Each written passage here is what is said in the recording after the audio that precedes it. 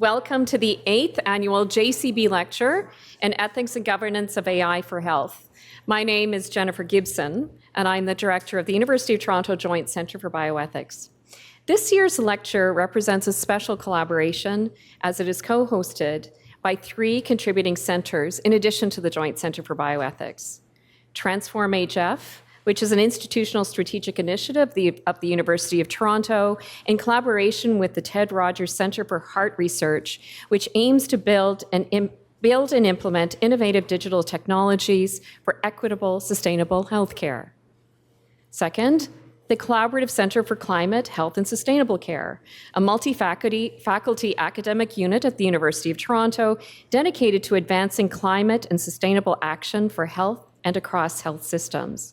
And then finally, the Temerity Center for AI Research and Education in Medicine, known as T-CAIREM, a center located in the Temerity Faculty of Medicine at the University of Toronto, dedicated to advancing research, education, infrastructure, and community for AI in medicine. We are also delighted to host 4 spectacular scholars.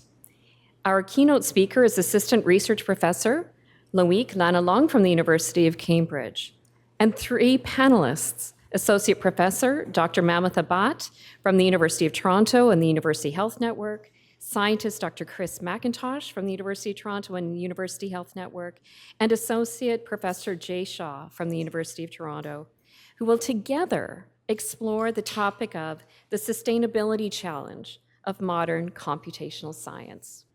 But first, let me thank all of you for joining, both in person and those of you who are joining us online today.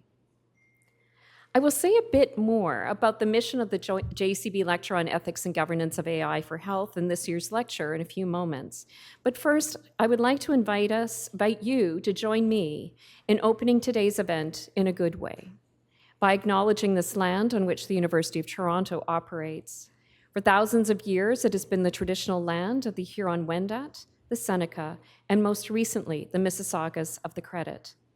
Today, this meeting place is still the home to many Indigenous people from across Turtle Island, and we are grateful to have the opportunity to work on this land. The mission of the JCB Lecture on Ethics and Governance of AI for Health is to provoke discussion and to foster interdisciplinary engagement on the ethical, social, and political issues associated with the development and use of AI in health. The lecture began in 2018 with funding support of AMS Healthcare. We are very grateful to AMS Healthcare for its continued partnership in exploring AI and the future of caring through the JCB's Ethics for Good Health program and this annual lecture series. I know that you're all eagerly waiting to hear from Dr. Lannelongue, but I have a few housekeeping items. The format of today's lecture is as follows. Dr. Lannelongue will present for 45 minutes, which will be followed by a facilitated dialogue between Dr. Lannelongue, Dr. Bhat, Dr. McIntosh, and Dr. Shah, and then we'll open up for a Q&A session with you, both in person and online.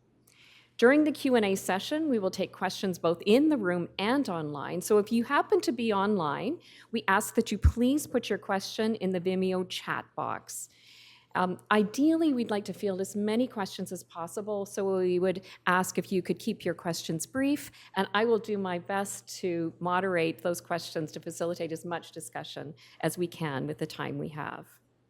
Finally, I will note that today's lecture is being recorded and will be posted for future viewing on the YouTube channels of the Joint Centre for Bioethics and the Collaborative Centre for Climate, Health and Sustainable Care, and on the T-CAIREM website.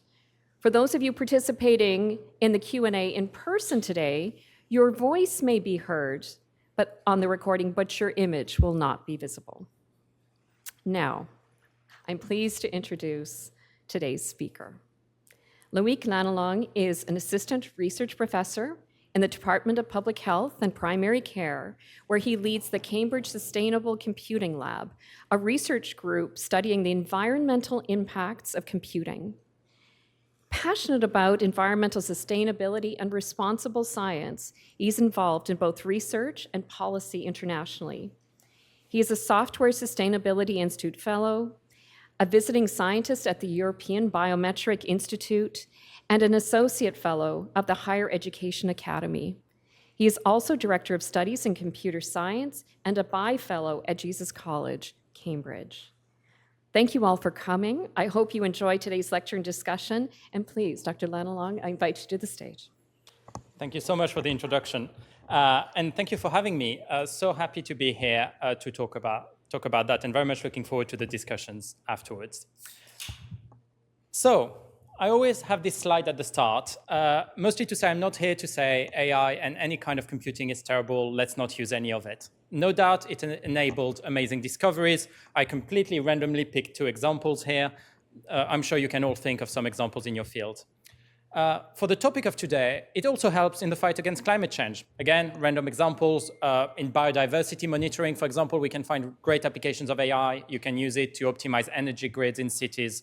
The examples are, the list is quite long. So that's all to say it's out there, not denying its presence. But it comes with a cost. And the link between the 2 pictures may not be immediately obvious, but globally, the carbon footprint of data centers is estimated to be the same as the entire American commercial aviation. That's around 120 megaton of CO2, if that rings any bell. So, not completely negligible quantity. Couple of numbers to start with. 45%. According to the ITU, which is the International Telecommunication Union, that's by how much we need to reduce the greenhouse gas emissions of the digital sector by 2030 to be on track with the Paris Agreement. And there's going to be a bit of a theme here. That doesn't mean doing 45% more communication with the same carbon footprint. It means reducing it by 40%. And I'll get back to that a little bit later. The other number is 2. I'll try not to throw too many, but I'll have to mention some quantities of carbon. And it's always a little bit hard to really realize what that means. 2 tons per year per person. That's the annual allowance if we really want it to be in line with planetary boundaries. And that's the kind of target set by the IPCC. None of us in the room are probably under that number, but that's the target. Okay, so I picked a couple of examples from AI because of the topic. It's quite hard to understand really the carbon footprint of AI, and even particular models, especially since the whole ChatGPT thing got released and we're really in an era of generative AI. Companies building these models have been quite protective of the numbers and really understanding what are the resources behind it, which made any kind of estimates quite hard. That's why, for example, this paper was released 3 years ago, and the first line is GPT-3, which is basically the last open model before ChatGPT got released. So it's kind of an ancestor of ChatGPT before it became a closed model. And they found that training it once, doesn't include retraining, doesn't include anything else, just training it once requires 550 tons of CO2. So if we compare it to the 2 tons we were talking about before, that's quite a lot larger. More recently, Mistral, which is a kind of French OpenAI competitor, published a quite extensive study. There are a lot of limitations on it, so it's not to say it's a perfect study, but it is a study, and they try to estimate the environmental impact of training their model, and they actually acknowledge that it goes over an 18-month period, so it's not just the one-off training, it includes research and development. The numbers are quite striking. Over that period, we're talking 20,000 tons of CO2. Right? We were saying 2 tons per year per person was the target. 280,000 cubic meter of water. And the last unit, that's 660 kilograms of antimony equivalent. That probably doesn't mean anything to anyone. And that's a unit we use to quantify resource extraction, so minerals and metals. For context, I think the planetary boundary per person for that would be about 0.03 kilograms. So again, 660 is actually quite a large number in context. And it's not just AI. When we started working on that, we actually worked away from AI. We said it's great to focus on AI, and that's an important aspect. But when we think about the way we do science, there are lots of science that has nothing to do with AI. In medicine, in weather forecasting, in physics, astronomy, bioinformatics, we can keep listing examples. And it's fine to look at AI. We just need to make sure we don't forget about these other impacts. Here are some numbers we got from a paper we published. I don't know if, anyway, we published a few years ago. The actual numbers are not super important. We're talking here dozens, if not hundreds of kilograms and tons. The numbers don't matter because they change all the time. What matters is the order of magnitude can be big enough for it to be an issue. So that's the conclusion of all that. Computing is not free. If you are in a startup using Google Cloud and AWS all the time, that's going to be completely obvious to you. If you are in a well-funded university, like a lot of us here are, actually that's not quite obvious. From a user point of view, it doesn't cost very much to run compute on institutional data center. And that's a bit of a problem. The good side of it, we can actually do a lot more research than we could if we had to compete with big tech companies on cloud computing. But because there's no cost, there's no reason not to waste it. There's no incentive to be good about it. And I'm sure you all have heard PhD students or postdocs saying, well, it doesn't really matter. No one's using the server. I may as well run this thing that no one really cares about. Oh yeah, sure, it crashed after a week. Doesn't matter. I'll just restart it again. And that's part of the scientific process, but this absence of cost is a little bit of a problem. Who would start a clinical trial or a wet lab experiment being like, I have no idea how much it's going to cost. May cost £10, may cost £1 million. Who knows? Or dollars for here. But so that's this idea of compute cost is something to keep in mind. I'm based in the Department of Public Health in Cambridge for kind of historical reason. And a lot of what the department works on are environmental impact of climate change and health impact of climate change and air pollution, worsening cardiovascular disease. And I'm like, okay, but we're using AI to try to optimize these models, so we're making the problem a little bit worse. That's a good way to keep ourselves in business. Slightly less of a good way if we're trying to cure it. And I'm not suggesting that we're having a net negative impact on society as a whole. I'm just saying we need to be mindful of the potential downside on the environment. Okay, so that's the roadmap for today. I'll try to tackle these three things in order, and then we'll have the Q&A to go back over everything I got wrong. I really like this quote. It's not actually from me. I couldn't really find who said it first, so I kind of just leave it there. But you would be surprised the number of people who don't think of the cloud as actual physical infrastructure. And I had to review a paper once where the main advice for sustainability was to say, don't stop using external hard drive to store your data. Just move them all to the cloud, so then you don't have to use hard drives. And you're laughing, but that was a paper submitted for publication, and yeah.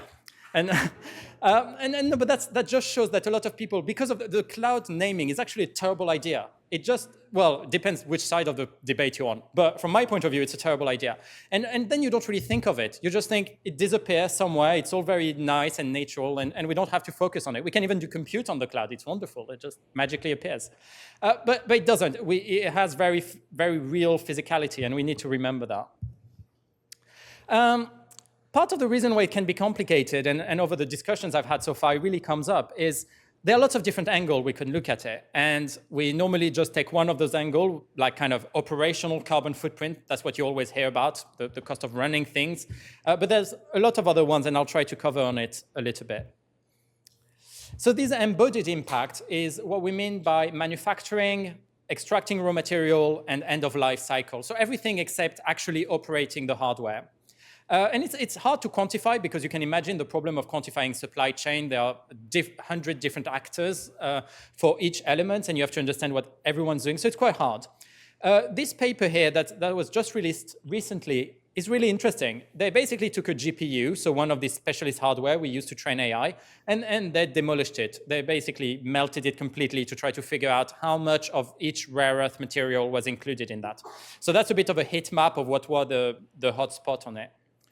So, and then they thought about, okay, how much does it take to actually train GPT-4? GPT-4 is what you have in ChatGPT at the moment, mostly. So if you use it, that's what you're using. And they found that it would take almost 9,000 GPUs.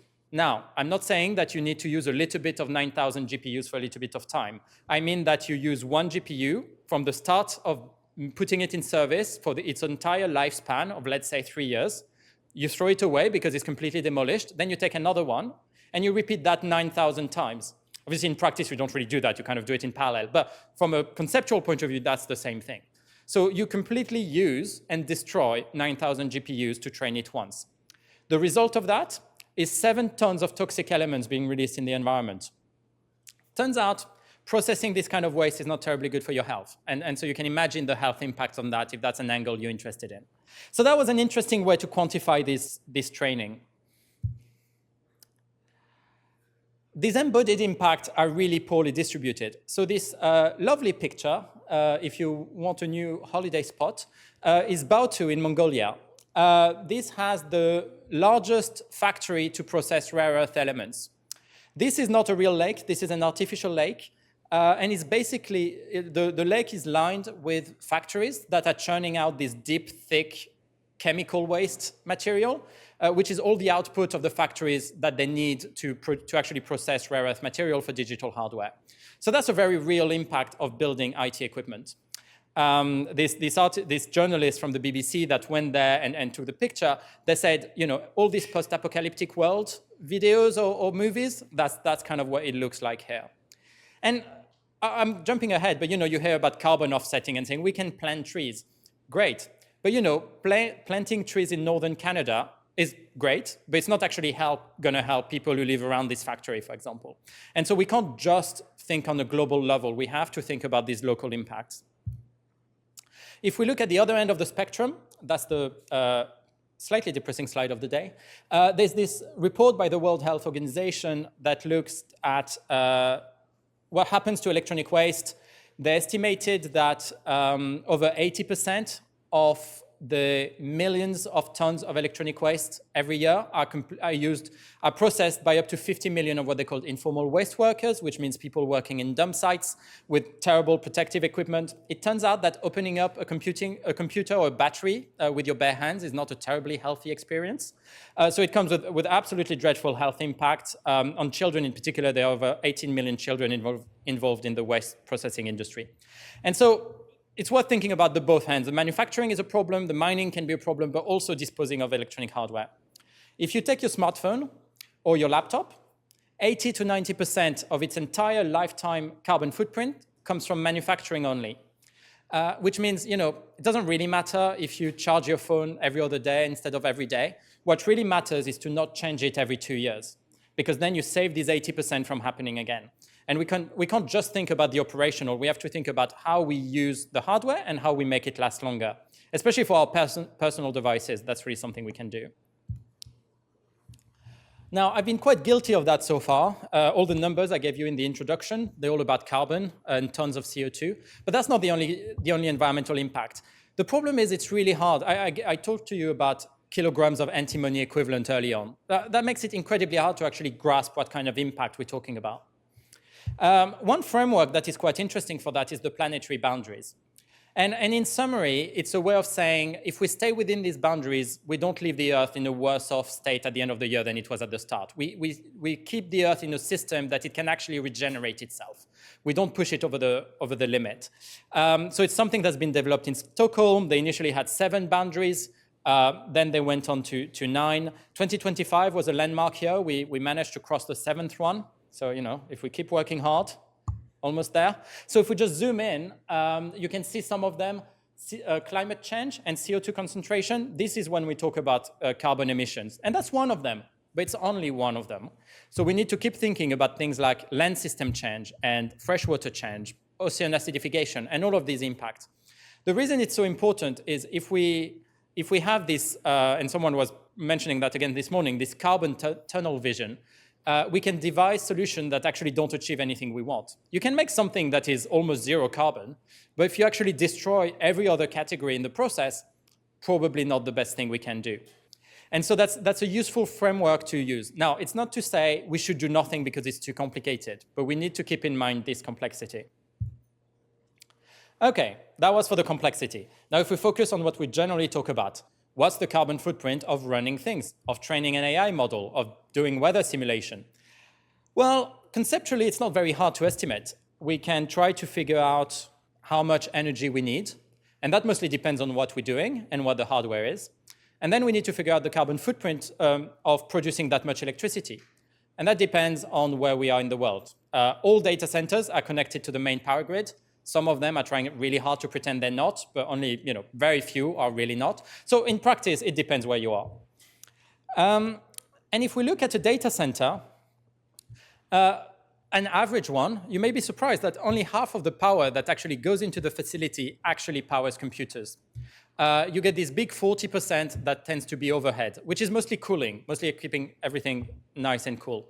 And I do appreciate the irony of giving a lecture about global warming when you've had the most snow you've ever had in recent years, but here we are.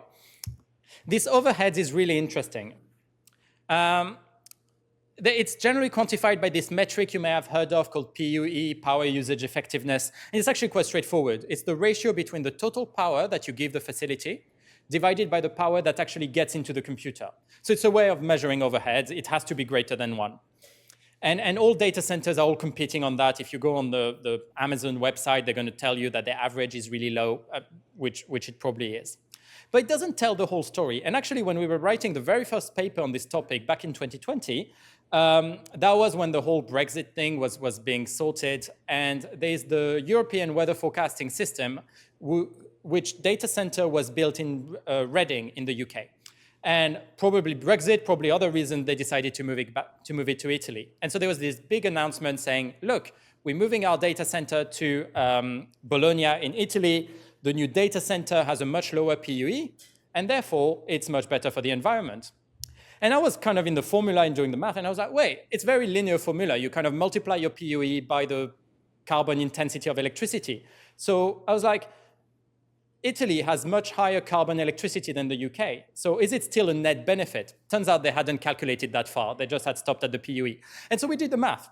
And obviously the facilities are going to be different and everything, but assuming the compute stays the same, you couldn't offset it. That would result in an 18% increase in greenhouse gas emission because the gain in efficiency wasn't good enough to offset the gain in carbon emissions for electricity. And you would have really thought that people who were doing climate forecasting could have kind of figured that bit out. And they probably did, but it wasn't part of the press release. And so it's just one small example, just to show that we can't just rely on this metric like PUE as a kind of a gold standard. Storage is very complicated, depends on the hardware and everything. But actually, if you are worried about the carbon footprint of storage and you want to just have a rough number, that's the order of magnitude. 10 kilograms of CO2 equivalent to store 1 terabyte of data for a year. Now, that can sound like a lot or not a lot. 10 kilograms for a terabyte, if you think about your personal data, well, that's not that much. We don't have that much on our laptops usually. But when we start thinking about research data, that adds up very quickly. Especially because we never delete data, which is maybe good, but we should probably be a little bit better at this deleting things.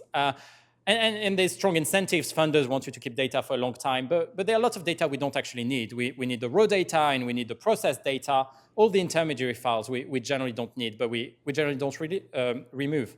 Why? Well, partly because it doesn't cost anything to store data. You know, we had this situation in the past where you hit the maximum storage limit and you say, oh, can you help us dig through the data? And they're like, well, for £20 a year, you can get an extra 10 terabytes. And you're like, fine, then I'll just do that. And so that's something, that's kind of a number you can use for a quick back of the envelope calculation. So speaking of the carbon footprint of producing electricity, if you don't know it, Electricity Map is a great website. You can go on there and you can click on countries. So for example, I did it yesterday morning for Ontario, and you can see how electricity is being imported. You can see how it evolves even like during the course of a day or the year and everything. And it's actually a really interesting way of looking at that. And there are great disparities between countries. You can easily multiply, you can have a factor 100 between two different locations. The US is particularly interesting because it's incredibly fragmented. So its energy grid is really, really fragmented, a lot more than for example, European countries where it's generally quite homogeneous. And so I had an example, I didn't put it here, but there's this example where you can just stay in the same state and just change county, and you multiply your carbon footprint by like 20. And just because one is fossil fuel and the other one has a solar farm or something like that. So something to keep in mind. And that means that there is opportunity with locations because we don't need to be next to our data centers. We can kind of play around and put data centers where they make sense. Okay, so I'll kind of, as a transition from all of this impact, quantification is a big part of what we focused on. So over 6 years ago now, we started this green algorithms project. And I'll highlight some of our tools and examples before going back to more interesting stuff.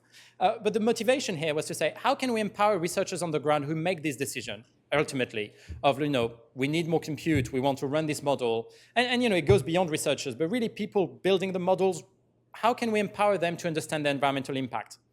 And then that kind of snowballed, and we ended up doing a lot of policy work, and I'll showcase a little bit of that. That was the first calculator. It came out after a few months. It hasn't actually changed very much since then. You can go on there. It's a bit like a flight calculator. You can say, well, I'm using that much compute. These are the CPUs, GPUs I have. This runs for that long. And I'm based in, well, here the UK, but I'm based in Canada. And that gives you estimates of energy usage and carbon footprint. And actually, there are estimates coming up of broader environmental impact. So resource usage and materials. We're just kind of thinking about how best to display this information.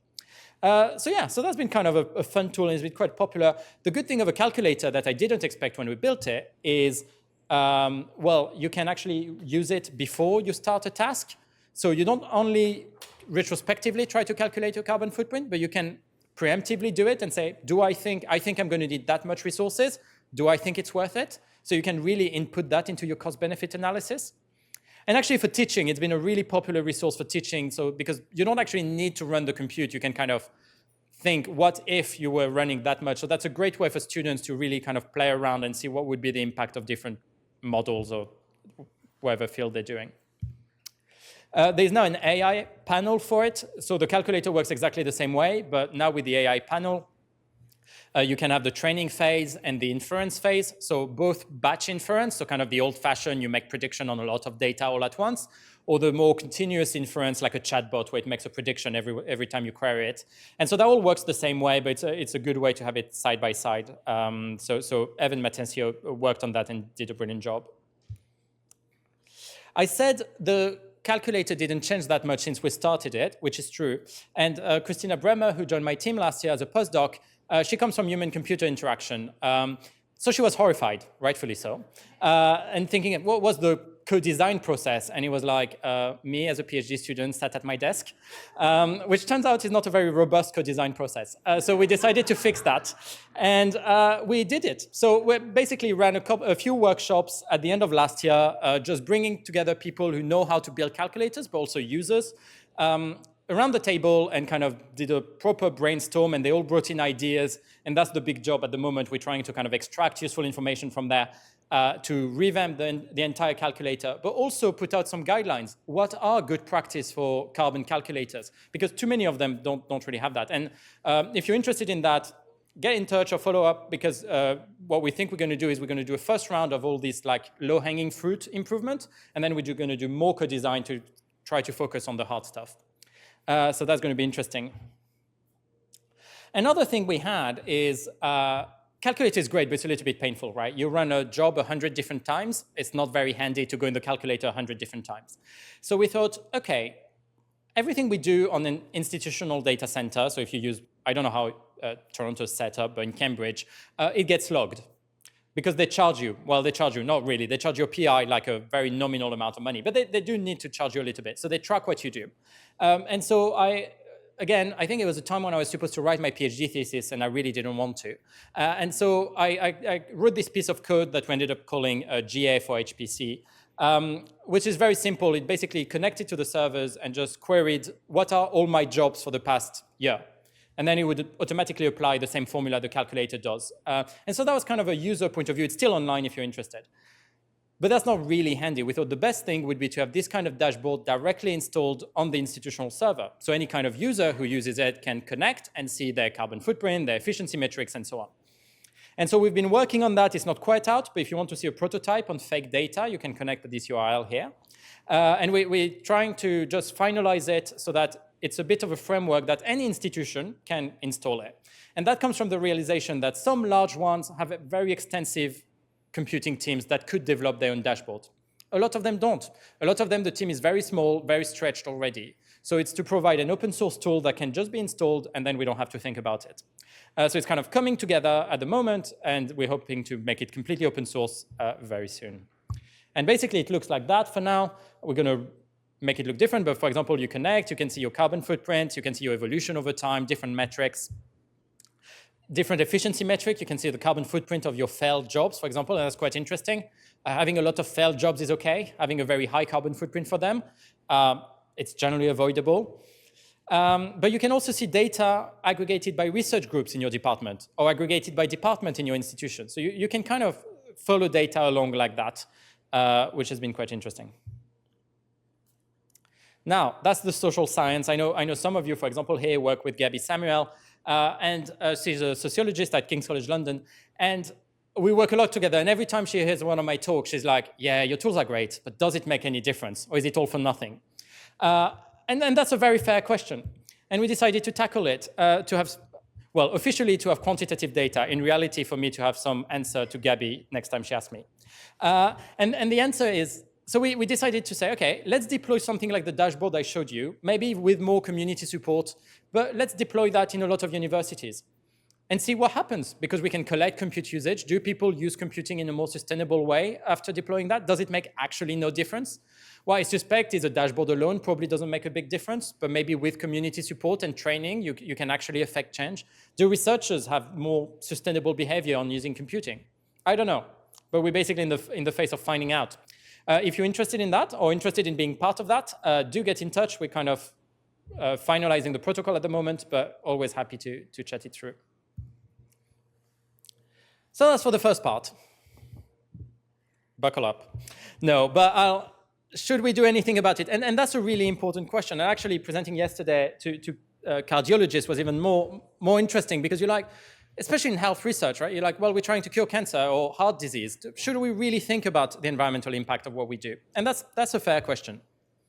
Now, there are a couple of obvious low-hanging fruit here, which is resource extraction, hardware manufacturing. That's another view of beautiful Bao 2.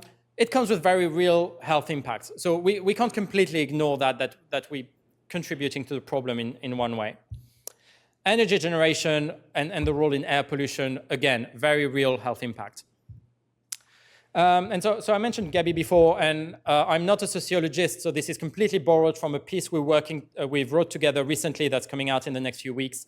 But I thought that was an interesting perspective. So we were discussing, basically from an ethics perspective, and I know how risky it is to talk to a room that has ethicists in it, so there will be plenty of opportunities to correct me, but we were discussing about these two different approaches, right? The ecocentric approach says that plants and animals have moral values in it, or the anthropocentric approach, which says only humans have moral values. And what I found really interesting from it is like, basically they both agree on it, of saying we need to consider the environment in the first case because they have value, in the second case because otherwise we're doomed, and if anything, we need to save ourselves, which I kind of found interesting as an example. It's like, come at it from different angles, but ultimately agree that we can completely ignore the environment. And that all goes part to this like interconnectedness and this idea of one health, and we can't really have sustainable human health without thinking about all these other impacts. So being a kind of dumb scientist on my side, I was like, that's great, makes life easy. On the health side, there's also this case, and it's a quote here. If you're interested, do check out this piece by Jeff D'Souza here in Toronto and Gabby Samuel that I pulled the quote from, which is that there is a real argument to say that environmental harms should be part of this broader like harm and benefits that are dictated by biomedical ethics, and that's quite interesting. So there's some agreement on the ethicist side. On the public, well, a bit more complicated. So that's a survey. So the NHS, which is the National Health Service in the UK, they did a survey of what the priorities are. And minimizing the NHS impact on climate change and the environment is second to last. Actually, the only worst one was providing more services online and through your phone, which for today's topic is kind of funny. It's the only thing people cared less about it when you hear the discourse in the UK. Anyway, that's a separate topic. But interesting, and you know, I can't blame people for that. You know, waiting lists, and they are so much more pressing issue. But that just shows that from a political point of view, it can be hard to push for sustainable NHS. And so we tried to take a step back like a few years ago, and we thought, many of you are probably familiar with the FAIR principles for open data, of making them findable, accessible, interoperable, or something. Can't remember it, never mind. We thought, can we come with something reusable? That's the one. Can we come up with something a little bit similar for computing? So we came up with these greener principles for environmentally sustainable computational science. The title's a bit of a mouthful. I have to say, this was done before ChatGPT, so I had to sit down and figure out an acronym that worked for greener. I couldn't actually ask it. That's why it's a little bit wonky. But the idea was, okay, governance, responsibility, who is responsible, who has a role, who can make a difference? And the answer is a little bit boring, it's everyone, but in different ways. You need bottom-up approach, you need people on the ground, so early career researchers are so important for that, but you also need top-down, you need funders and head of governments and PIs to really be involved. That's like the sustainability sandwich, one of my friends saying, which I quite like. Otherwise, I've covered some of the other things, the possibility for new collaborations, but we were just trying to put a bit of a framework on it. So then there's a bit of a debate on the yes versus no side of should we, remember on the question, should we think about these environmental impacts? Maybe not terribly surprisingly, big tech is not on the yes side. Actually, they would wholeheartedly dispute that characterization.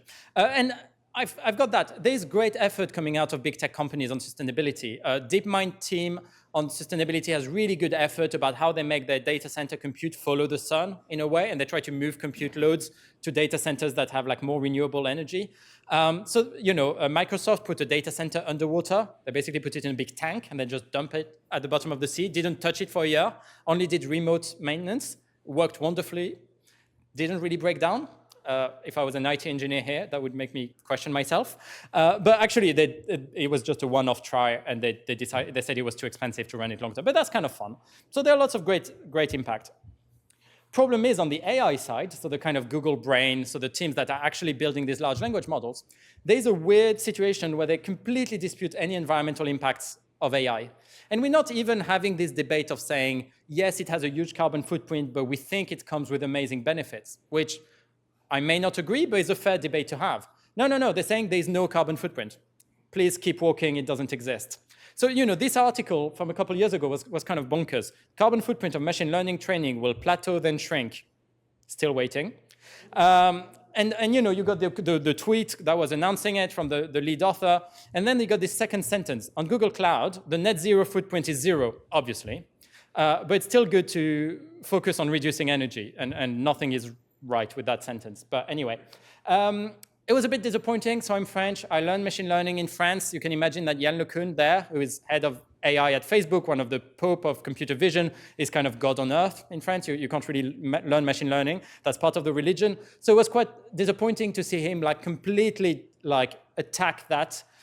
He has a personal vendetta against EcoInfo. EcoInfo is, CNRS is the National Research Center. So that's a very well-established, recognized researchers across France. EcoInfo is the research group on sustainable IT. So the translation is not great, but basically he called them a medieval obscurantist or something like that. Yes, that was his official characterization because they had suggested that maybe we should think about the carbon footprint of AI. And the reason I highlight these two is because I think they're probably both big enough to stand behind their tweets, but also that's a really terrible message for early career researchers. You have young AI researchers that are really bright. They really look up to these people. They think they are the real deal. And when they come out and say, nah, environment we don't care about, don't listen to everyone who tells you otherwise, that really does damage. And also, this kind of quote didn't age terribly well. So last year, we had the first reports that came out of after the whole ChatGPT thing. So first sustainability report, Microsoft reporting 30% increase in 3 years. Google, almost 50% increase in 4 years or something like that. Now remember, these companies were on reasonably sharp net zero trajectory. So it's not like, oh, it's business as usual. It is a very sharp increase. And actually Google said, oh yeah, this increase is all because of AI. But at the same time, they also tell you that AI has negligible AI carbon footprint. So don't really know how that works together. Anyway, they said it's all because of AI. And if we keep deploying AI, that's going to endanger all our net zero targets. So I was really excited. I thought the next sentence is going to be, therefore, we're going to rein in the AI. Well, not really. And actually, that was spotted by a Canadian journal. So there are very few, because they didn't actively advocate for it. They just quietly removed the page from their website. It was a big cleanup. At the same time, they also removed their commitment of not using AI for military applications. So, you know, spring clean. So, on the yes side, there are some optimism to have. A few years ago, 2 years ago, we had a workshop in Heidelberg, so in Germany, and EMBO brought in together like quite senior representative from a lot of national funders. So UKI, which is the UK national funders, but also the Netherlands, Poland, Germany, France, Spain was there, a lot of countries. And it was really good to have like the people who are basically dictating funding policies in their funders. And they all agreed. And that was, so I was there and a few academics as well to talk about the kind of bringing the science to the debate. And they all agreed, we have to think about the carbon footprint of the research we fund. And they actually came up with this text, so that got called the Heidelberg Agreement on Environmental Sustainability in Research Funding. The title sounds like a post-war treaty, but really it's just because we were in Heidelberg. And it was really refreshing because you always think, oh, it's so hard to move funders, you know. And actually they're all like saying, okay, we're not quite sure how we're going to do it, and it's difficult to figure out the practicals, but we all really care about that, and we all want to move faster. And all the debate wasn't about, oh, we need to take more time to debate. The whole thing was about, well, we need to get things done now. So that was kind of refreshing, and there's a lot of effort that come out of that. So there's something called Spark Hub that's supposed to come out in the next few weeks or months. I also did some work with France, and France took a different approach. Funders normally say, we're not going to implement a policy until it can work for everyone across our research remit. And you can imagine something that works as well for computing and wet lab and clinical is incredibly hard to come up with. France has a lot of funding that is managed directly by the government, so they basically hijack national funders' money. So all these AI and climate funding calls go through the Department for the Environment. And they said, now any application for this call has to include environmental impact estimate. So if you apply for money to use AI on climate change topic, you have to tell us what the carbon footprint of this AI solution will be. And I worked with them, so they made the assessment to be by the online calculator I showed you, the green algorithm one, so they all have to use it. This way they may all be wrong, but they will all be wrong the same way, which makes it comparable. And so actually it worked really well, and that was kind of an interesting of saying, instead of trying to make it work for everyone, let's take one use case and just do it. And there was very little pushback from researchers, probably because if you apply for AI for climate and you say, I really don't want to estimate my carbon footprint, your application is probably not off a great start. But it also came up with a lot of different benefits. So some people saying, I'm not going to buy new hardware because actually I don't really need it. And now that I can put in the application that I'm not going to do it for sustainability reason is going to increase my chance of getting the funding. So it was a way of getting excuses to people to actually adopt sustainable behavior. So that's been quite interesting to see. And we've got this problem with AI at the moment is that we don't start with a problem and then we find an AI, we build a model. And actually healthcare is kind of an exception to it, where you start with a real problem, then you try to build the AI for it. But too often we start with an AI and then we try to figure out what to do with it. I mean, Microsoft Copilot is an example of it. It seems to be a national sport at the moment to try to put it everywhere. And every time you open a new app, this chart, it's supposed to be marketing argument. I find it completely terrifying. Can you imagine having a prompt on AI every time you open any of this software?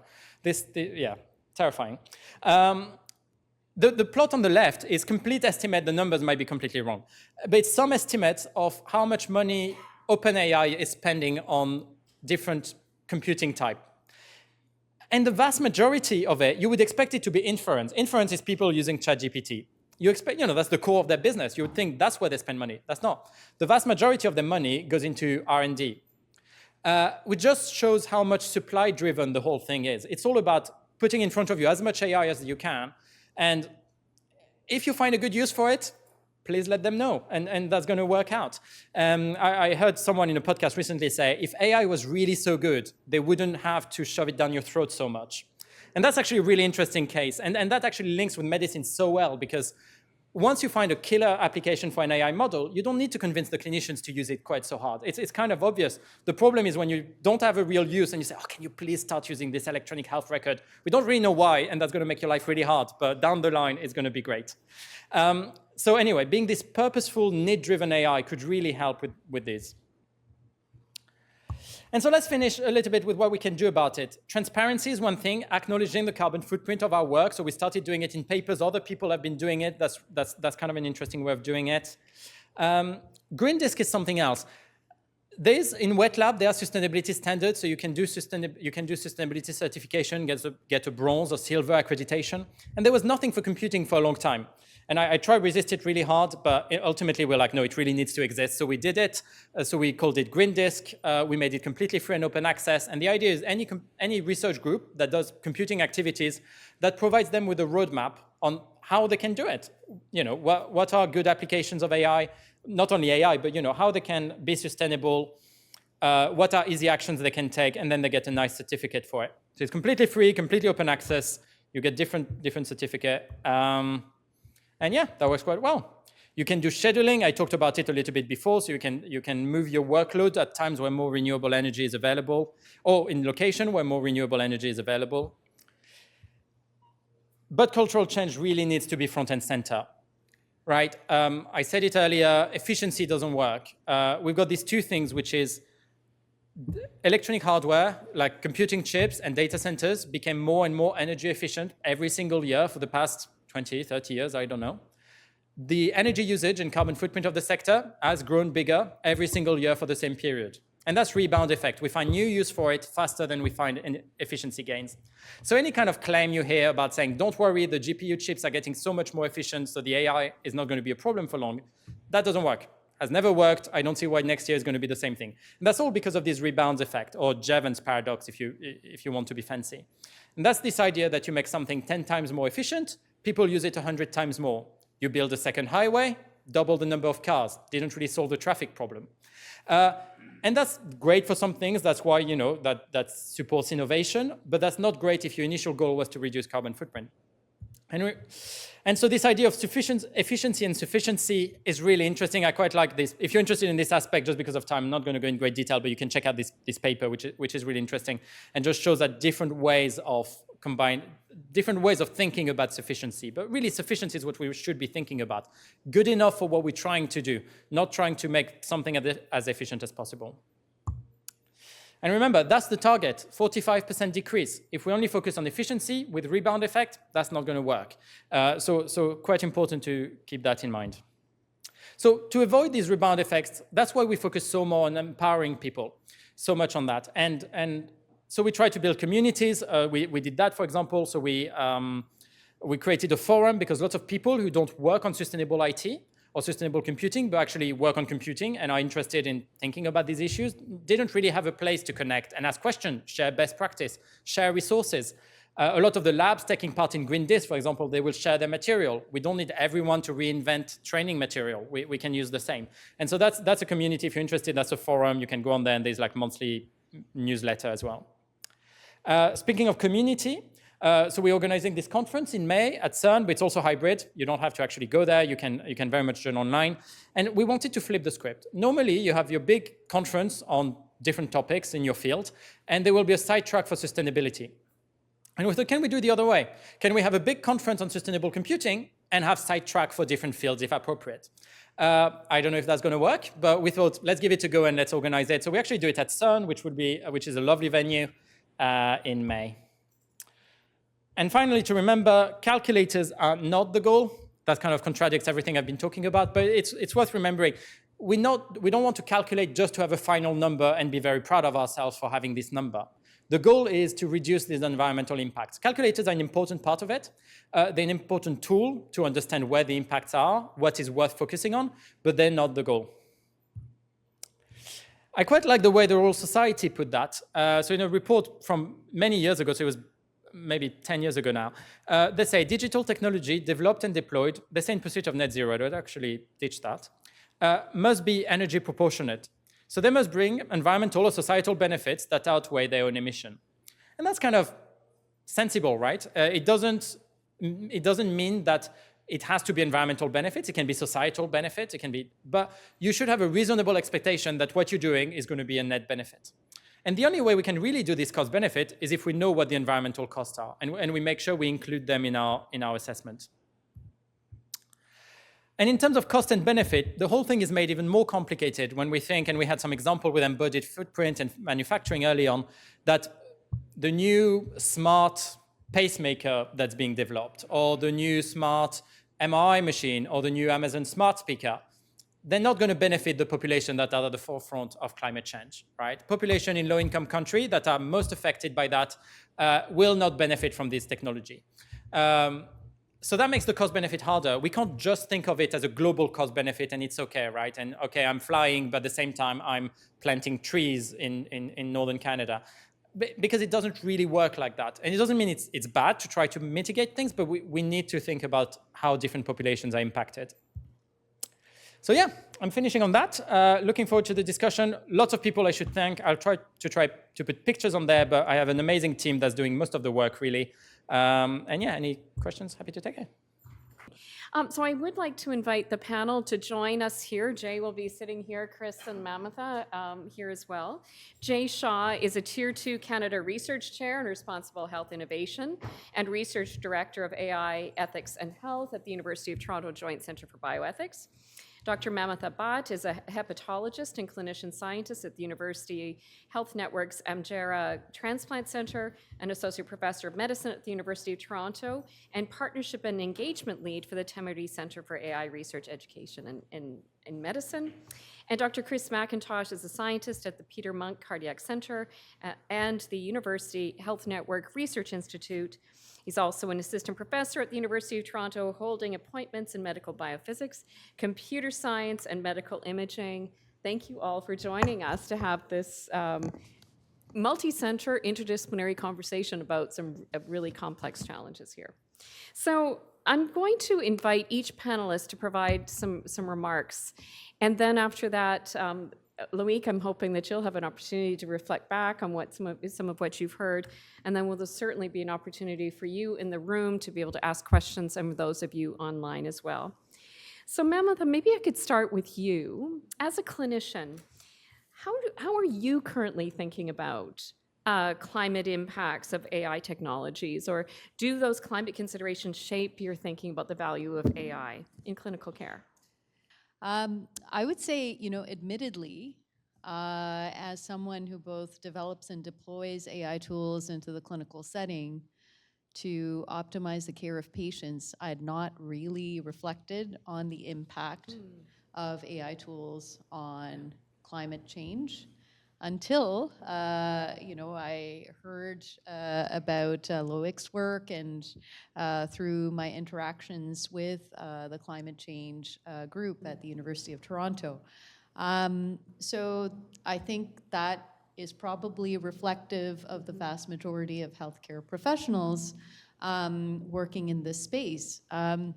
We're very focused on individualizing the care of patients, making the best possible decisions for the patients we care for, that we will want to use the latest technology or the latest innovation to best care for those patients. And certainly climate change won't be a factor in that decision making most of the time. So that's what I would say has been my perspective. Now, I think moving forward, being more aware of this, I think is important. But we can get into that further in the discussion because I think it's important to realize that current practices in healthcare are quite inefficient and wasteful. So the reality is that there is a significant impact of the way in which we practice medicine as it is. So I looked at some data in this regard. I'm happy to elaborate on that. I don't know if we're introducing ourselves at this point, or you'd like me to expand on that? Well, yeah. It would be interesting because I think what you're doing is you're immediately raising a question that we should probably be chewing on, the inefficiency now and the promise perhaps that AI provides, but also the challenge that Loïc is Yeah. saying about, is it about efficiency? Like it really is what it's driving. So please continue. Yeah. So as a practicing clinician, there are a lot of inefficiencies that I see. So, we could be much less wasteful in terms of the number of tests we order,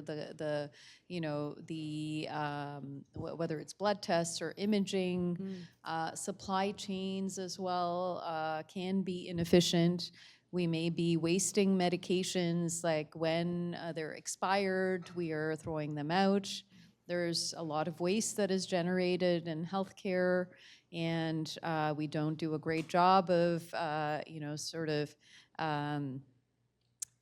disposing of the waste in hazardous waste versus, recyclable waste. So in fact, I looked at this data just in preparation for this panel, but in fact, apparently, it's estimated that 4 to 5% of greenhouse gas emissions worldwide are accounted for by healthcare use.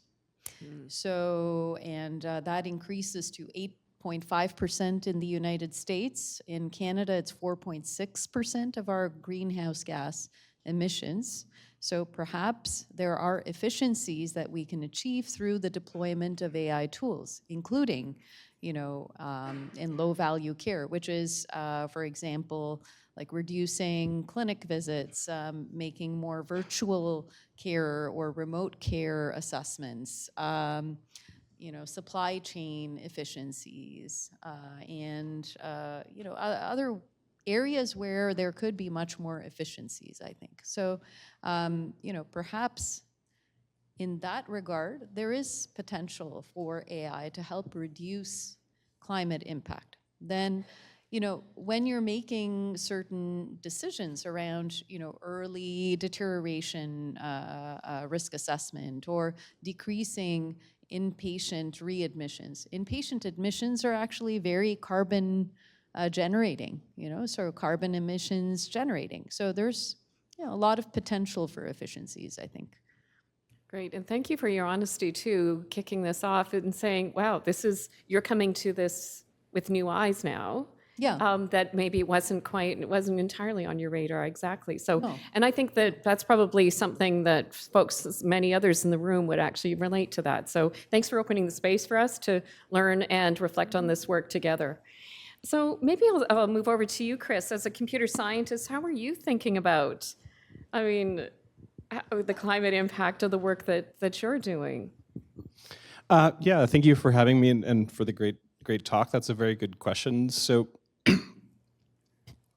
at least when I went through school, we certainly weren't trained to think about it. I don't know if modern undergrads are. You'd kind of hope that they were, at least, a little bit. And so I sort of leave it to primarily others in my field to worry about, if that makes a degree of sense. And so kind of my expertise is in building machine learning models, specifically in healthcare. And I do have peers whose expertise is on reducing the energy. And you talked about they are making some strides in this, but obviously not enough in reducing the energy of GPUs and reducing the energy of computers and that kind of stuff. And so I sort of hope that those people will work as diligently and as hard as I do and therefore kind of make equivocal strides. But then, you brought up a really good point about how even if they do, we'll just increase the amount that we use it that I hadn't, fully considered. So that's a really hard one to kind of to balance. And I don't know how best we reduce usage either.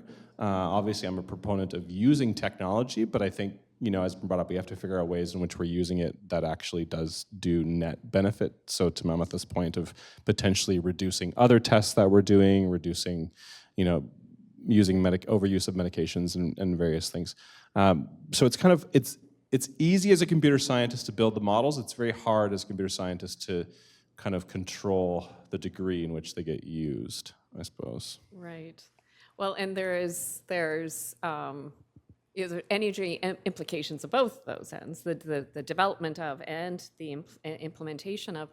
So is there an opportunity then within computer science to be thinking about, are there some technical solutions perhaps about the development, or are there other solutions within the field that could actually be, considerations about how we assess the impact, maybe not the assess, but minimize potentially the impact even of the development of those models? So that's another very good question. So I tend to go back on, necessity is the mother of all invention.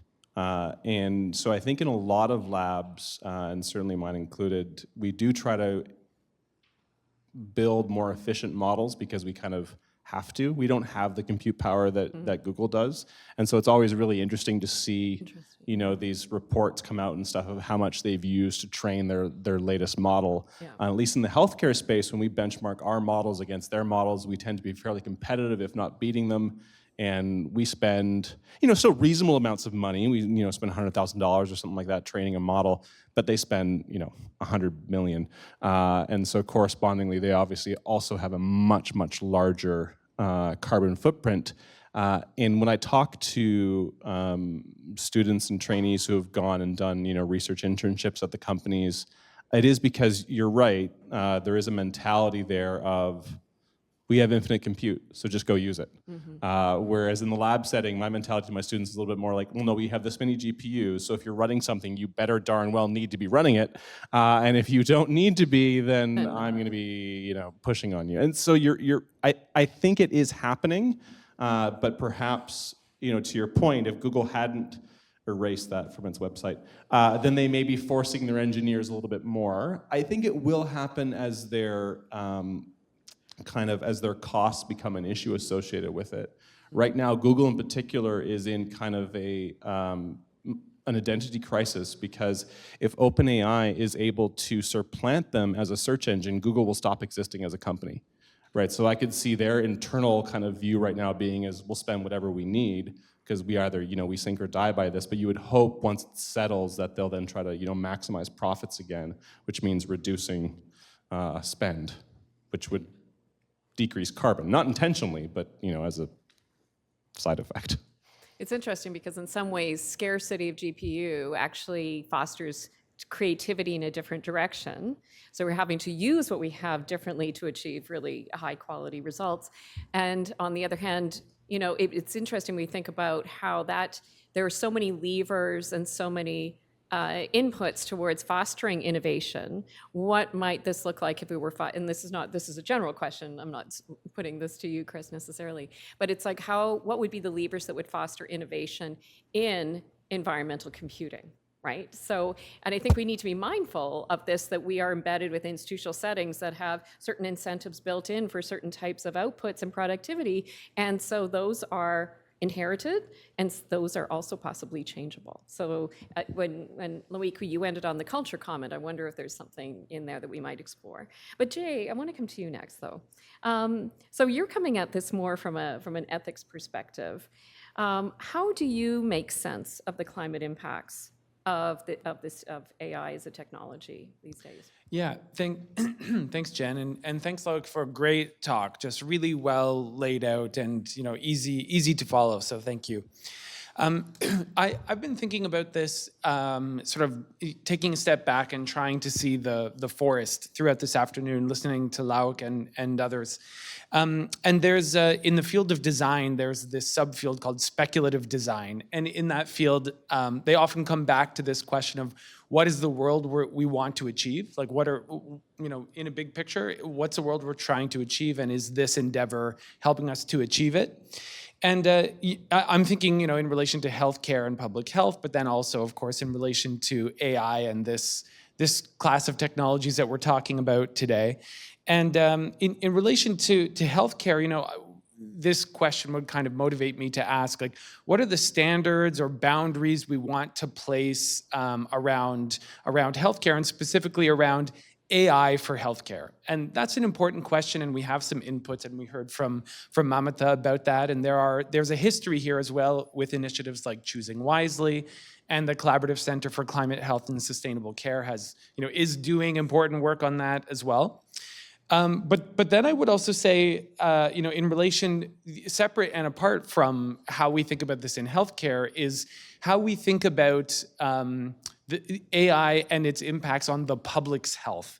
And this is like a different class of AI technologies that I think is worth differentiating. Consumer-facing AI, like ChatGPT, this has a host of impacts on the public's health that we have kind of explored together today.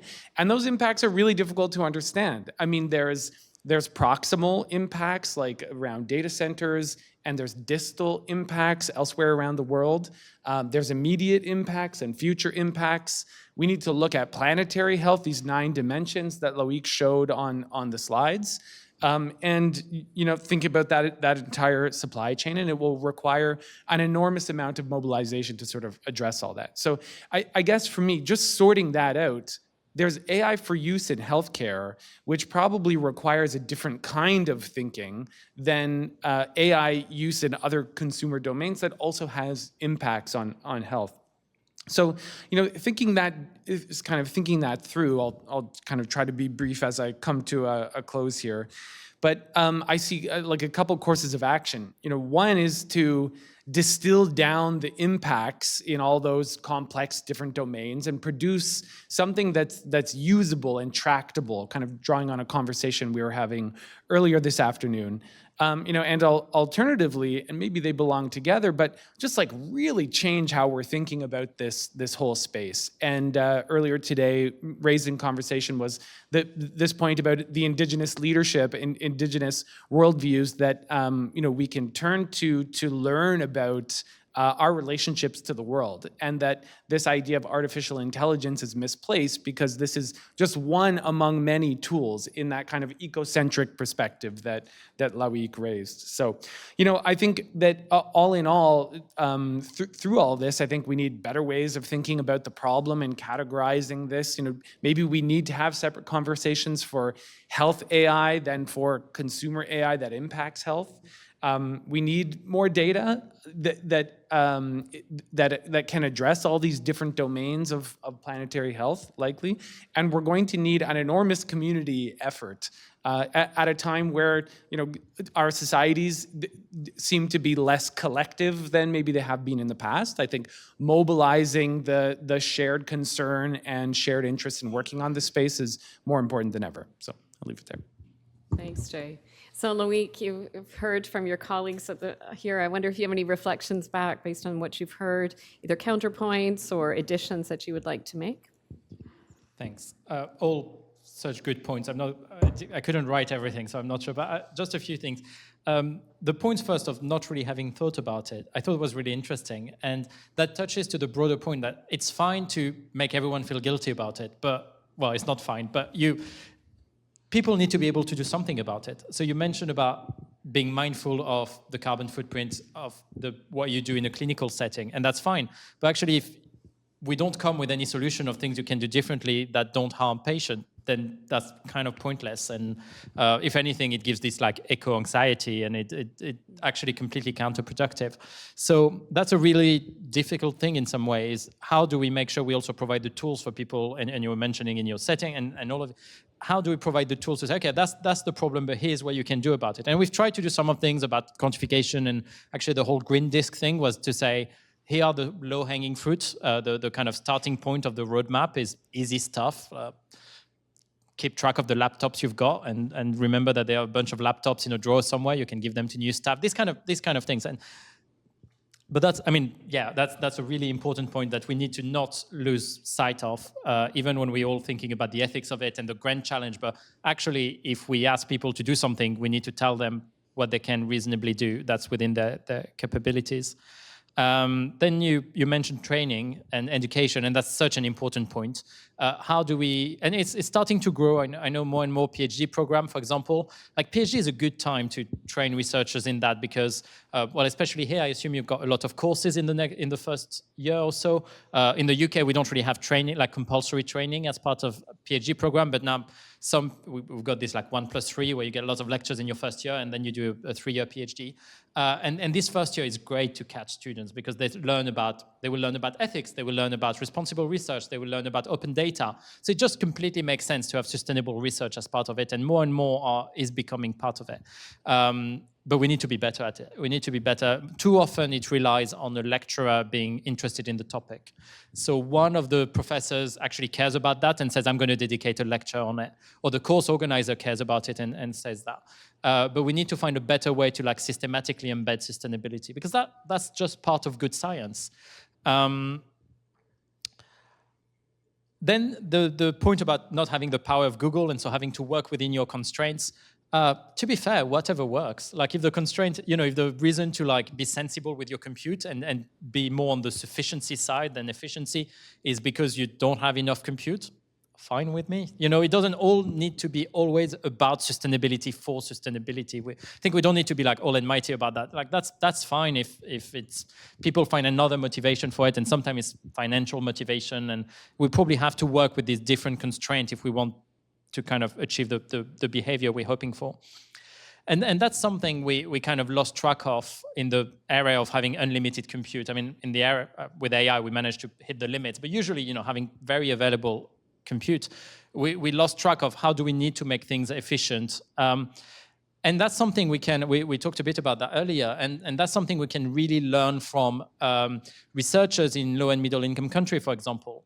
Because, if you know how to operate a data center in Johannesburg, you have to deal with power cuts all the time. And so you actually build models that are resilient to it. Now try training a machine learning model and switching off the computer halfway through. You will have to start from scratch. Like the whole system's not designed to deal with that. But if you have a system that is a little bit more flexible, well, that's great. You can actually say, okay, well, now we're hitting grid capacity and we have to switch on coal factory. Let's switch off our model. Let's just pause it and wait until we've got renewable available. We normally take sustainability when it comes to low and middle income country for digital on the angle of saying high carbon electricity, how can we provide them with low carbon electricity? But we can actually do it the other way around and learn a lot from how they're doing things and seeing how we can gain a lot of knowledge. So, and that goes with what you were saying about indigenous population and how we can actually learn a lot from it. And I hope we can move more in this direction in the future. The Google Swimmer Sync was such a good point, and that's actually broader than Google. It's all AI companies are kind of working on this winner takes it all model. So they assume that whoever wins, whoever passes the finish line first, and the finish line is moving all the time. We never really, initially ChatGPT was the finish line. But whoever gets it will win everything. And so they think in that setting, they may invest all of them as much as they want because they need to be the first one to the finish. And that's such a twisted mindset that goes counterproductive to anything we're kind of trying to push here. And otherwise, yeah, I mean, Jay, I really like this point, and that came up earlier as well. What is the world we want to achieve? And that's such a great point. And then sustainability is part of it, but it's not the whole debate. I'm not arguing that environmental sustainability should be the only driving force behind research and how we do research, but it should be part of that consideration. And yeah, distinguishing between different types of AI, and I'll finish on that, is really important because it's not the same constraint, deploying consumer level AI and there's an argument that, in a way, we need to lead by example. And it seems a bit unfair, in a way, of saying, well, we're trying to build AI for healthcare. We're doing it with limited settings, so it's not we're kind of rolling out ChatGPT everywhere. Really, we should be able to be left alone. But if we get to a setting where researchers in academia don't care about it, the headline will be, Cambridge researchers don't think sustainability is a big problem because they, close their sustainable computing lab. I can guarantee that this is going to be the headline. And suddenly everyone is like, well, it doesn't really matter. All these people who research it all the time don't care. And so there's this kind of argument that it shouldn't be the priority, but we kind of have to do this performative thing of just showing we care, just to hope other people take it seriously. But yeah, I'll just leave it there. Hopefully we have some questions. Awesome. Thank you so much, Loïc. And maybe this is a good opportunity for questions from the room and online. So there is a microphone. Zoriana's got it, and she'll be making it available. Just raise your hand, and all I would ask is that you keep your question brief. It'll allow for more questions today. So we've got one from the front right here. Great. Thank you so much, Fiona Miller. I'm the director of the Collaborative Center for Climate Health and Sustainable Care. Fabulous panel. I take no credit for others did the work of pulling this together. Look, you talked about sufficiency, but I feel you were a little bit glib about just how challenging that concept is. You talked about planetary boundaries. You pointed in the direction of meaningful limits to growth, but I think the vast majority of this conversation has really not really grapple with that. I think we don't really understand. I mean, we don't know what that means. It's like a dirty word, certainly in the health and healthcare space, to talk about sufficiency for good reason, right? There's real challenges there. So I'm not asking for an answer, but I'm wondering if you can reflect a little bit more on the gravity of the challenge here, because there's a way in which our conversation can be about alignment. We can do this and this, we can do this and this. And there's a way in which that's a bit fanciful. Perhaps we can't do this and this, we can't have it all. So could you take up that a little bit more? Starting with the easy questions. No, that's very fair. And yes, I mean, it is really hard. Part of the problem is trying to, like, what sufficiency would look so different in different settings. And I do agree, I think healthcare is one of the hardest one to kind of really think about it, exactly for the reason is that you can't really ask a doctor to say, well, do this slightly subpar thing for your patient, but you know, in the grand scheme of things, it's going to be worth it because we're going to save 10 kilograms of carbon at the end, and it's going to save that. You know, it makes sense from a purely mathematical point of view. It just doesn't hold up in practice. There are some aspects where it works a little bit better if you don't have this kind of health aspect. If we think about, I don't know, physics research, for example, or if you think about building machine learning models, this idea of sufficiency, like what is good enough performance for the particular task we're trying to achieve. So I think in the healthcare system, we can think of it in terms of, okay, what is a good enough benchmark to hit? And after what level do we not actually get any other benefits? Because there's this kind of thing of saying, we try to build better and better models, but does it actually result in better outcome for patients? And, you know, at some point, it doesn't really matter. You've got this kind of competition of getting the best AI model, but it doesn't really translate. So that's kind of, again, the easy answer. I fully appreciate that. I think it is a really challenging... In a way, I don't want to be coming and say, this is what sufficiency means. It's for kind of each community, it's kind of on purpose. I like, please start thinking about that in your own community and then collectively decide what you think is acceptable. And it's not perfect, but that would be a great step. The same thing as just asking people to just sit down, estimate their carbon footprint, and on this sufficiency point, just say, yes, I think it's a reasonable carbon footprint for the projects I'm trying to do. Now, yes, we could say then everyone will just keep doing the same thing and just think it's always worth it. But I think that encouraging people to just have this one step of pausing and saying, yeah, I think it's sensible. We will curl some of the low-hanging fruit first. And that's not going to be enough, but that can be kind of a good way to slightly shift the culture. I don't think I've really answered it, but yes, it's really complicated, basically. If other members of the panel might want to dig into this as well, because when we think about when we talk about the healthcare that we're seeking to provide, we're seeking high quality care that we're providing. But the language of sufficiency starts to move in the direction of good enough if we're balancing environmental considerations in.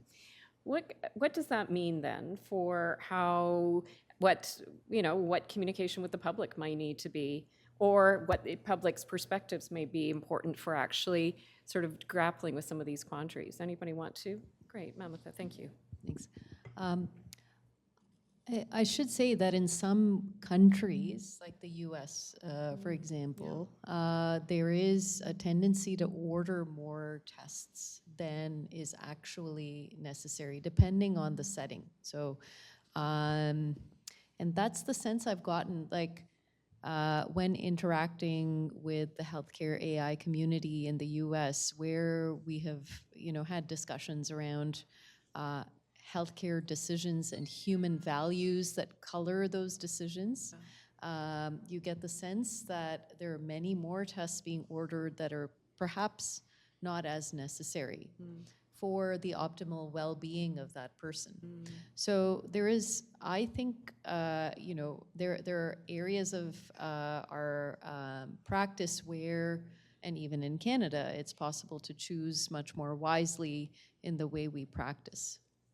And that can ultimately have an impact on, a downstream climate impact reduction. Sure, Jay. May I? Dive in. Yeah, I guess, and maybe to kind of present a sort of critically forward view about this. I think in some ways, healthcare, like the task at hand in healthcare is maybe easier than it is with the rest of the AI ecosystem. I mean, in healthcare, there are people who have an expressed concern about people's health. And so, for example, T-CAIREM, as a co-sponsor of this event, is saying this is an important issue we care about. We want to advance this. I mean, AI used in healthcare, therefore, seems to be more amenable to having that conversation. But also to the extent to which it uses infrastructure offered by big tech companies, it illustrates this connection to the rest of this big tech ecosystem that is, I think has this whole scope of detrimental impacts on the public's health, and that needs to be addressed. Putting this forward sort of to illustrate the counterpoint here that I think probably affirms or is more aligned with the question from Fiona. Like that, the scope of impacts from of ChatGPT, not only on planetary boundaries, but also on things like mental health, are really important, need to be considered, and probably demand some action that goes beyond probably what we would see within healthcare. So thanks, Jay. One of the things that I've noticed you doing on the panel is sort of expanding what we mean by health, not limited to healthcare, but the multiple dimensions. And there was a comment from online that was also pointing in the direction of occupational health. Where does it fit in here? There's so many intersections in our day-to-day lives where health are engaged and potentially at risk. And so that ubiquitous nature of AI-related technology is permeating the walls of our healthcare system in big ways. There was another question right here at the front. Can I just add on to Sure. that? Yeah, Mamatha, Like, please do, and then we'll move to the Sorry. last question in the room. Then the question becomes, if my AI tool, which has a climate impact, will save X number of lives, like what really is then the value? There is a tremendous value of that AI tool, right? So you will have to justify the climate impact because you're saving X number of lives. So I think for any physician using these tools, we are so focused on, we're very concerned and worried about our patients, like on the inpatient service. So Dr. Ross is there. And so, we are constantly concerned about our patients' well-being. And so we're not, there are various things we're thinking about at the same time, and it will be difficult for us to also consider the climate impact. But I think, if the overall organization has that as well in their mindset, I think that's where, the operational efficiencies could be optimized. So with clinical decision tools, I think it's difficult to then place a value on a life based on, as Loïc was saying. But if we can really focus on operational efficiencies, I think that's really, an important climate intervention in healthcare, right? Yeah, thank you. We have a question right here. Thanks. Yeah, thanks so much for the panel discussion. I was just thinking back when we implemented Choosing Wisely, and we did that in the cardiovascular space, and we came hard up against the public's demand for the test that we said wasn't actually required. And I haven't heard yet fully from the panel about the impact of the public opinion on this and on models and the incremental value and what the costs are. And I know we have talked internally about citizen panels and other ways to try to engage the public in good conversation with, the imparting knowledge so that it is a really fulsome discussion with the public having a true perception of the balances and what we're talking about. I just wondered what the panel's thoughts were on that. Very good question, and I was thinking, in lines of the earlier one around, the voice we're missing up here on the panel is the patient's voice, because there is a rational aspect of, if in the process of care someone says to me as a patient, okay, walk downstairs, we're going to do this MRI, and now just because I've looked this up in the past, I know that has about a 5 kilogram carbon footprint on just doing that singular scan, but I'm probably going to do it. even though maybe the physician says, to Heather's point, it's going to increase our accuracy of diagnosing you by 0.1%. I'm like, yeah, 0.1%, I'm walking downstairs. If the physician had said to me, yeah, but you got to come back at 2 in the morning and then do the scan, you may have to wait for up to 6 hours, and it's going to increase the 0.1%. Then I might say, yeah, no. So maybe there is this point of, if we're empowering patients where they actually understood the carbon costs of the additional tests, because right now we have free healthcare, so the costs are nothing. So of course when Heather says, do you want the additional test? I go, yes. But if it was, do you want the additional test and it's going to triple your carbon cost for the year? Oh, yeah, no, forget that. So maybe that's the part we're missing, is just kind of that public opinion of how much it's important to the individual patient. Because it's not one answer for all patients, and it's not one answer for all situations of all patients, depending on whether we're talking about, pain or death, or depending on, the actual medical outcome at stake. Thanks, Chris. We're going to need to leave it here. But it occurs to me, both of these last two comments, and then tying to the last question, is that one way that we might approach this is to leave it on the shoulder of each individual clinician and each individual patient in aggregate to lead to some sort of population level health outcome, which is less environmental impact. But instead, what we might do is sort of refocus on what are the systems of care, what are the systems of research, what are the systems that could together work towards alleviating some of those pressures on the individual patient, on the individual clinician, on the populations who are going to be most affected, which really does call on much more of having the public conversation about this, and perhaps actually inviting much more engagement around what are we willing to give up in order to be able to achieve these broader outcomes for generations to come, and and who should be accountable for doing that. So that's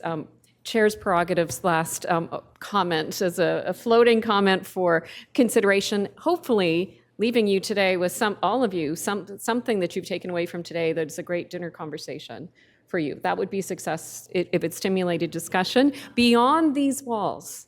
And into your interactions as well in your day-to-day lives. So unfortunately, we do need to bring this 8th annual JCB Lecture on Ethics and Governance of AI to a close. And on behalf of the JCB team, myself, Jay, and Ene, we would like to express our sincere thanks to Transform HF, to Collaborative Center for Climate, Health, and Sustainable Care, and to T-CAIREM for their collaboration on this annual lecture. I think one of the things that we've realized as centers and as interdisciplinary groups is that there's so much more that we can be doing by doing this together. And so it's been a pleasure and an honor to do this with you. Thank you to all of you who've joined online and in person today. Your presence and engagement, we know that you're thinking, even though you haven't been as much opportunity to ask questions, we know that you're engaging and are thinking through this with us. If you are not currently receiving the JCB's Bioethics Weekly Bioethics Events Digest, or would like to stay up to date on the Collaborative Center for Climate, Health, and Sustainable Care, we would like to stay up to date on these. You can please refer to, there should be a slide here somewhere, where you can access a QR code. Sincere thanks also to AMS Healthcare for its continuing support of this annual lecture on ethics and governance of AI for health. And finally, oh my goodness, thank you, Loïc, for joining us here, spending a few days with us here at the University of Toronto for your superb lecture, the ways that you've actually opened up spaces for our conversation. And sincere thanks to Mamatha, Chris, and Jay for stepping in to some really important generative conversations, but they're also uncomfortable as we're trying to process as individuals and as members of our professional and academic communities what we do next. So thank you all very much. Please join me in thanking our panel and our speaker.